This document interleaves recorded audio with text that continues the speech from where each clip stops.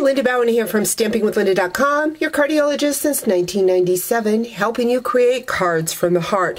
Today is a technique video, and recently I did a challenge to my stamp family and challenged them to send me a card using a technique, and they had a chance to win gift certificates, $75, $50, and $25 gift certificates. And 2 people submitted cards using the quilted technique. This one was done by Joyce Copeland from New York, and this one from Lee Ambergary from Menor. And they both have different looks to them because they did a different width. Lee used a 3/4 inch pattern, and Joyce used a 1/2 inch pattern for her quilted look. So I want to show you how they did that.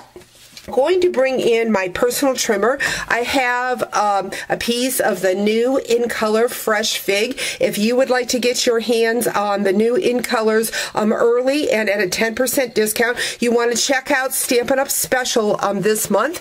It's a special bundle, and you can find all the details on my blog either by clicking on the eye or the link in the bottom to my blog if you're watching on YouTube. So we are going to bring in our personal trimmer, and we are going to start in the middle, and we're going to put both points in that groove, and we are going to score. Now we are going to move it over to the 1/2 inch mark. We want to make sure that the diagonal is in the same place.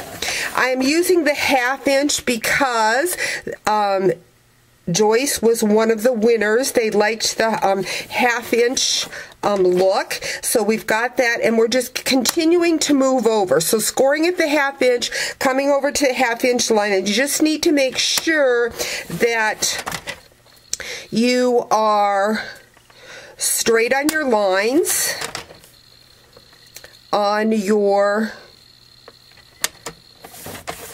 personal trimmer. So we've got it that way. Now we're just going to flip it over. We're going to do the same thing. Line it up and score. Slide it over. Score. This is just a fun background, really gives depth to your projects.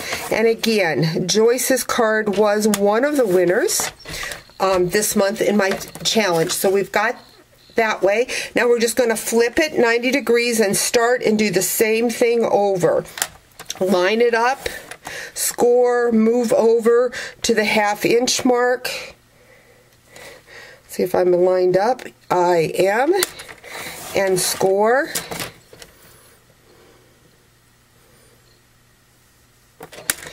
So you continue to do that all the way across your card. Again, when you get to the end, we will simply flip and go the other way using that tip the same way. And how they got the color, you can do it 2 different ways. Now I see I did not bring